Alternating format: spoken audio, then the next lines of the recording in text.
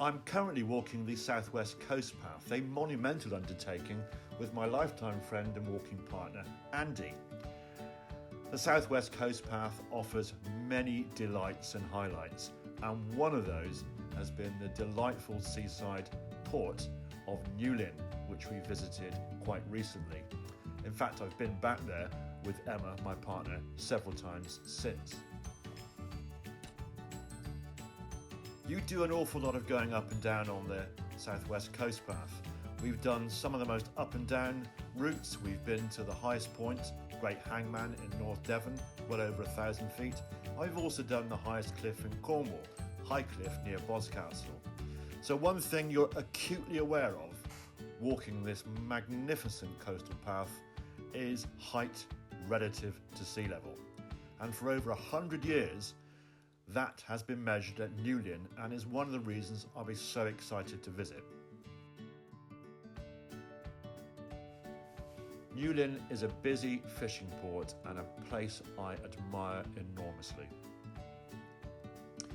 I particularly enjoyed some freshly dressed crab on my coastal walking, which sustained me wonderfully on that long day between Treen to the south and Marizine on the other side of Mounts Bay.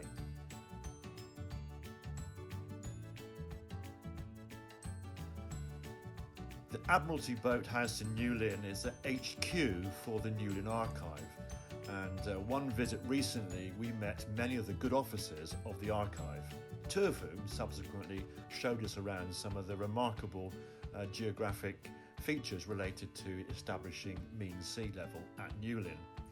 And this film is a bit of a tribute to them, their work, and to all the people associated with the Tidal Observatory and Harbour down here in Newlyn. The Tidal Observatory itself is situated in an unassuming red and white stone hut at the end of South Pier, nestled immediately beneath the lighthouse.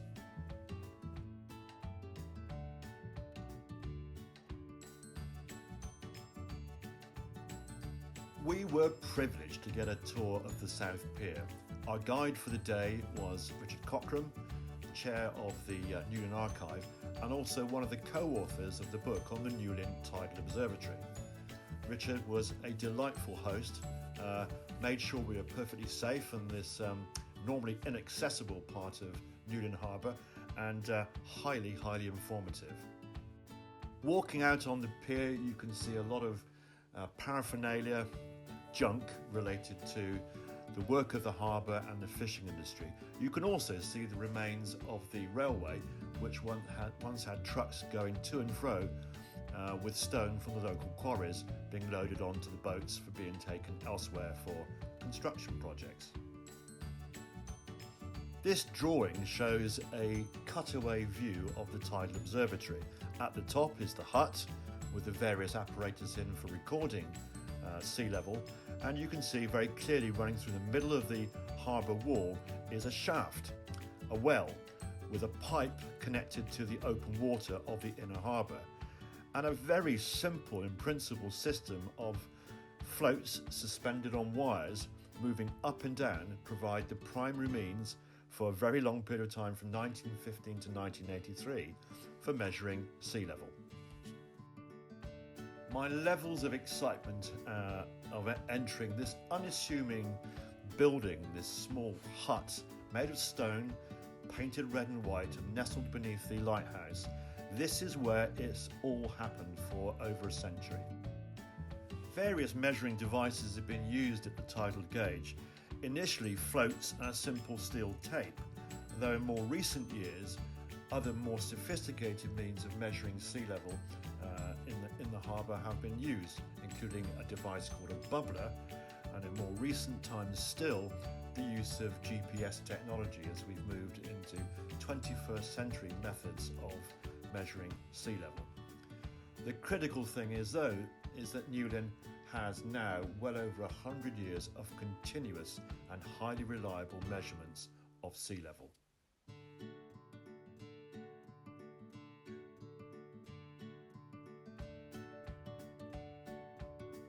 There are 750,000 benchmarks in mainland Britain.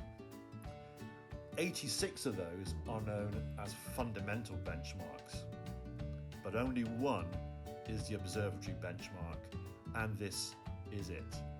This is the point from which all heights in the whole of mainland Britain are referred back to.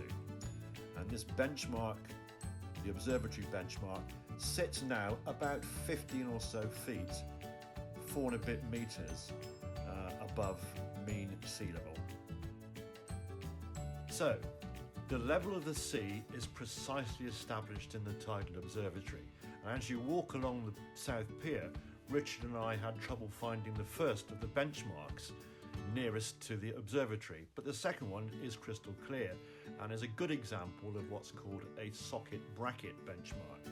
And this is the point at which surveyors do two things. One is to fix their precise location, and second is to measure the height relative to ordnance datum, mean sea level, at the Tidal Observatory. There are a staggering 750,000 benchmarks in mainland Britain.